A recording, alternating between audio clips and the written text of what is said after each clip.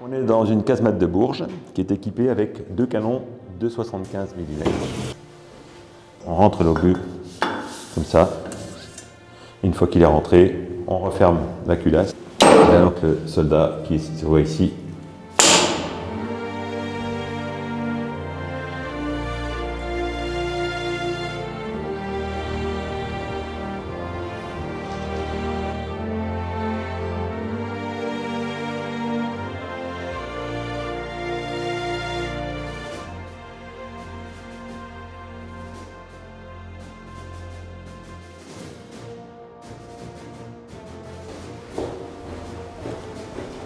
Donc on est dans une chambrée pour une cinquantaine de soldats, donc équipés avec des lits à 4 places. Donc 2 personnes en haut, 2 personnes en bas.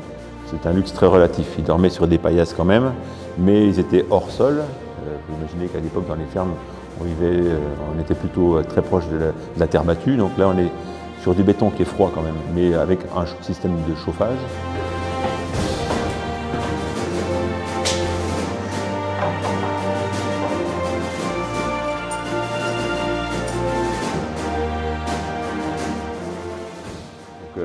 Cette tourelle-là, elle est particulière par rapport à l'autre, puisque ici, on a 2 contrepoids qui équilibrent la masse mobile de la tourelle.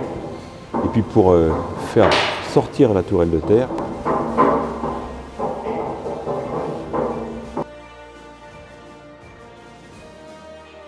pour orienter la tourelle, donc, on reçoit les ordres du poste de commandement, qui est très très loin d'ici.